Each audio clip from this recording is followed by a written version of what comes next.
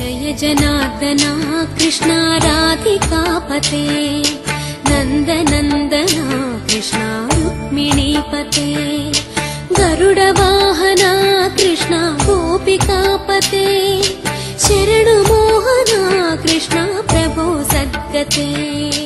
ఉపనిషత్తుల యొక్క సారాంశాన్ని గ్రహించడం ఎటువంటిదో భాగవతాన్ని చదువుకోవడం కూడా అటువంటిదే, భాగవత శ్రవణం కూడా అటువంటిదే. దీని యందు రెండు లక్షణములుంటాయి. ఒకటి రసికత అని ఒక మాట. రసికత అన్న మాటకు అర్థం ఏమిటంటే విశ్వాసముతో, భక్తితో, ఇతిహాసము ఇది ఇలా జరిగిందన్న నమ్మకంతో దాన్ని వినడం. చూడండి, మన పసిప్రాయమునందు తాతగారు పక్కన పడుకోబెట్టుకుని ఒక కథ చెప్తాడు. చెప్పినప్పుడు ఆ కథ అలా జరుగుతుందా అని మనం అడగం. అందులో చెప్పబడినటువంటి సారాన్ని గ్రహిస్తాం. కేవలం బాహ్య కథని నమ్మాడు, సారాన్ని పట్టుకున్నాడు. భాగవతం విషయంలో కూడా అంతే. అందుకే సుఖముఖదామృత ద్రవ సంయుతం పిబత భాగవతం రసమాలయం ముహురహో రసికా భువి భావుకాహ అన్నారు. అది నిగమకల్పతరోర్గళితం ఫలం శుకముఖదామృత ద్రవ సంయుతం పిబత భాగవతం రసమాలయం ముహురహో రసికా భువి భావుకాహ. దాన్ని జుర్రేసుకో. అందులో కొంత మాత్రమే తినడం ఉండదు, జుర్రుకు తినవలసి ఉంటుంది. అంటే చప్పుడొచ్చేటట్టుగా జుర్రేసుకోవాలి. అందులో విడిచిపెట్టడానికి ఏముండదు. అంత మధురాతి మధురమైన కథ. లోపల ప్రతిపాదింపబడినటువంటి సారాంశము, లోపల ఉన్నటువంటి జ్ఞానభాగము అందినా అందకపోయినా భాగవతంలో శ్రీకృష్ణ పరమాత్మ చేసినటువంటి బాల్య క్రీడలయందు ఉన్నటువంటి విశేషమేమి అంటే ఆయన చేసినటువంటి లీలలు మనసుని హత్తుకుంటాయి. మనసు కరిగినటువంటి మైనం ఎలా ఉంటుందో అలా ఉండగలిగితే చాలు. మైనపు ముద్ద ఉందనుకోండి, దాని మీదకి తీసుకొచ్చి మీరు ఏ మూర్తిని నొక్కండి ఆ మూర్తి ముద్ర పడుతుంది. ఆర్ద్రత అని ఒక మాట సంస్కృతంలో.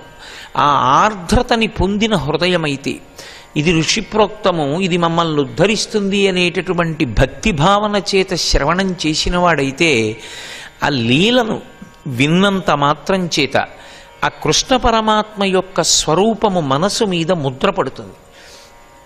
కృష్ణ స్పర్శ తగిలితే ఏమవుతుంది అంటే దానికి ఒక లక్షణం ఉంటుంది. ఎప్పుడైనా కృష్ణ స్పర్శ మనసుకి కలిగితే అది ఉత్తర క్షణం పాపదహనం చేస్తుంది.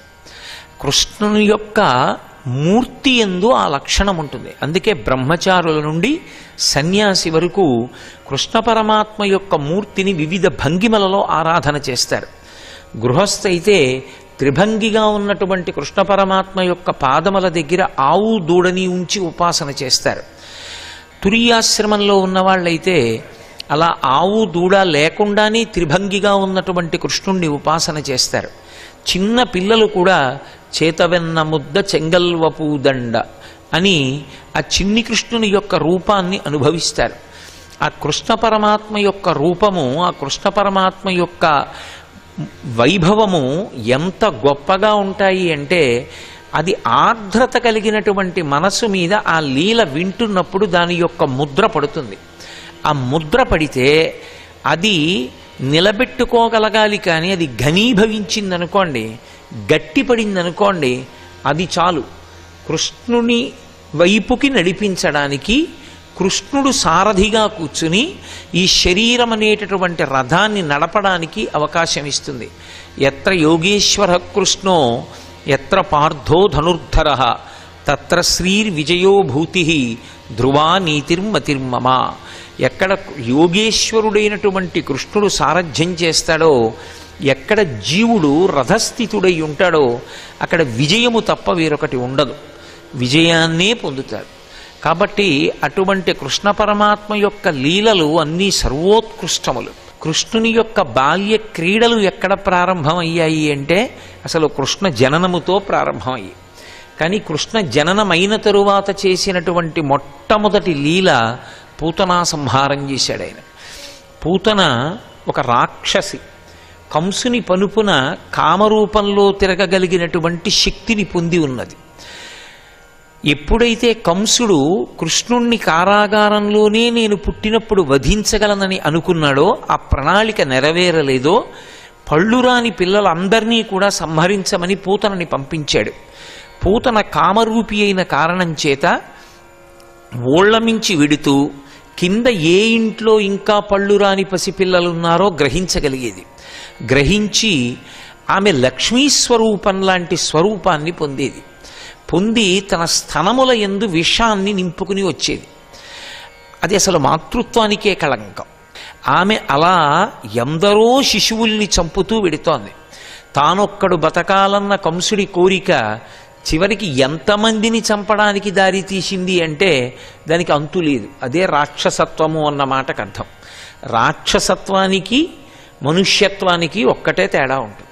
మీరు కొంచెం జాగ్రత్తగా గమనించగలిగితే అసలు అది అర్థం చేసుకోవడంలోనే రాక్షసత్వానికి మనుష్యత్వానికి తేడా ఉంటుంది. అందుకే మనుష్యత్వమునకు ఆది ఎక్కడుంటుందంటే మర్త్యలోకమునందున్నానన్న భావనని అంగీకరించడంలో ఉంటుంది. ఎప్పుడైనా ఈ లోకంలో పుట్టాడు అన్నారనుకోండి, ఖచ్చితంగా 2 విషయముల చేత పుట్టి ఉంటాడు. పుట్టాడు అంటే ఆ శరీరాన్ని విడిచిపెడతాడు. ఎందుకంటే లోకం మర్త్యలోకం. మర్త్యలోకం అంటే మృత్యువు చేత శరీరములు గ్రసింపబడతాయి. కాబట్టి ఆ శరీరం వెళ్ళిపోతుంది. 2, ఈ లోకంలో పుట్టాడు అంటే కేవల సుఖములను అనుభవించడు, కేవల దుఃఖమును అనుభవించడు. కళ్యాణీ బతగాదీయం లౌకికీ ప్రతిభాతిమా ఏతి జీవంతిమానందో నరం వర్ష శతాదపి అంటుంది సీతమ్మ రామాయణంలో. అసలు ఈ తత్వం తెలిసి ఉంటే ప్రతి చిన్న కష్టానికి విచలితుడు కాడు. అవును, అసలు నేను వచ్చిందే ఈ లోకంలోకి, ఈ లోకంలోకి వచ్చాను కాబట్టి సుఖ దుఃఖములు 2 ఉంటాయి. నాకు కావలసింది ఒకటే. ఏది నేను కోరుకోవాలి అంటే ఆ కష్టాన్ని అనుభవించేటప్పుడు భగవంతునికి దూరం కాకూడదు, ఈశ్వరుడి పాదాలు పట్టుకొనే అనుభవించగలగాలి. 2, కష్టం అనుభవిస్తున్నాను కాబట్టి, అనుభవించడం కష్టం అనిపిస్తోంది కాబట్టి అటువంటి పాపాలిక చేయకూడదు. పాపమునకు దూరంగా ఉండాలి, ఈశ్వరుని పాదములకు ఎప్పుడూ దగ్గరగానే ఉండాలి. చేసుకున్న కర్మ క్షయమైపోతోంది కాబట్టి నా అంత అదృష్టవంతుడు లేడు. ఈ భావన కలిగి ఉన్నప్పుడు కష్టాన్ని గెలవగలడు తప్ప అసలు ఈ భావన లేనినాడు కష్టం అన్నది నాకు రాకూడదు అన్నాడు అనుకోండి. సరోవరంలోకి దిగి నా పాదాలు తడవకూడదు అన్నాడు అనుకోండి, ఎలా సంభవం? కాళ్ళు తడవకుండా ఉంటాయా? మర్త్యలోకంలో పుట్టిన తర్వాత కష్టం సుఖం లేకుండా ఉంటుందా? ఉండదు, ఉండి తీరుతుంది. కష్టము ఉంటుంది, సుఖము ఉంటుంది. ఎప్పుడైనా ఎవరైనా ఈ లోకంలో పుట్టిన వాళ్ళకి మీకు కష్టం రాకుండా నేను చేస్తానని అంటే వాడికన్నా అవివేకి ఇంకొకడు లేడని గుర్తు. కష్టం లేకుండా చేయడం ఒకే కారణం చేత సాధ్యం అవుతుంది. ఏ కారణం చేత సాధ్యం అవుతుందో తెలుసా? అమ్మయ్యా, నేను గతంలో చేసిన పాపమేదో ఈశ్వరుడు నన్ను ఎక్కువ బాధ పెట్టకుండా తీసేస్తున్నాడన్న సంతోషంలో అనుభవించడంలో పోతుంది తప్ప అసలు కష్టం లేకుండా ఉండడం మాత్రం ఉండదు. ఏదో కష్టం ఉంటుంది. రామకృష్ణ పరమహంస మహాజ్ఞాని, కంఠంలో రాచపుండు పుట్టింది. భగవాన్ రమణులు బ్రహ్మజ్ఞాని, సర్కోమా వ్యాధి పుట్టింది. వివేకానందుడు అంతటి మహానుభావుడు, ఆయన కూడా శరీర క్లేశాన్ని అనుభవించాడు. అలాగే శంకర భగవత్పాదులకి భంగధర వ్యాధి వచ్చింది. శరీరముతో ఈ లోకంలోకి వస్తే శరీరము కష్టపడవలసిన అవసరం కూడా ఉండి తీరుతుంది. అసలు కష్టపడకుండా ఉండడం అన్నది ఉండదు. ఆ కష్టాన్ని ఈశ్వర ప్రజ్ఞతో అనుభవించిన వాడెవరో వాడు పరిణతికి చేరినవాడు, వాడు ధన్యుడు. కాబట్టి శ్రీకృష్ణుని యొక్క లీలల చేత మనకు అర్థమయ్యేటటువంటి విషయం ఏది అంటే, పూతనా సంహార ఘట్టమునందు కంసునిది రాక్షసత్వము అన్న మాటకు అర్థం ఏంటంటే తానొక్కడు బ్రతికుండిపోవాలి. బ్రతికుండిపోవడం అంటే ఏమిటి? శరీరం ఉండిపోవాలి. ఈ శరీరం ఉండిపోవాలి కాబట్టి ఈ శరీరాన్ని చంపుతారని అనుమానం ఉన్న వాళ్ళందరినీ చంపుకుంటూ పోయాడు. ఉండిపోయాడా? వెళ్ళిపోయి తీరవలసిందే. అది లక్షణం, భూమి యొక్క లక్షణం. ఇది ఈ లోకం యొక్క లక్షణం. వెళ్ళిపోయాడంతే. చివరికి ఏం పట్టుకెళ్ళాడు? పాపరాశిని మూట కట్టుకుని వెళ్ళిపోయాడు. ఎవడు అంగీకరించి పుణ్యకార్యమునందు నిలబడ్డాడో వాడు భగవద్దర్శనం చేసి ఊర్ధ్వలోకాలకు వెళ్ళిపోయాడు. అంతే తేడా. రాక్షసత్వము మనుష్యత్వము ఈ 2 మాటలకి తేడా అక్కడే ఉంటుంది. మీరు పౌరాణిక వాంగ్మయాన్ని పరిశీలించండి. రాక్షసుడు అని ఎవరినైనా అన్నారనుకోండి, పెద్ద గుండెలు బాదుకోక్కర్లేదు. రాక్షసుడు అన్న మాటకు అర్థం ఏమిటంటే ఇది ఉండాలని కోరుకుంటాడు. ఎందుకురా ఇది అన్నారనుకోండి, ఇది ఉంటే భోగం అనుభవిస్తానంటాడు. కాబట్టి దుఃఖం ఉండకూడదు, భోగం ఒక్కటే కావాలి, ఇది ఉండాలి దానికోసం. ఇదే రాక్షసత్వం. ఇది ఉండదని తెలుసుకుని ఉన్నప్పుడు పుణ్యకర్మాచరణ చేసినవాడెవరో వాడు మనుష్యత్వాన్ని పొందినవాడు. మనుష్యునికి ఉన్న గొప్పతనం ఏమిటంటే సత్కర్మాచరణము చేత పురుషోత్తముడు కాగలడు.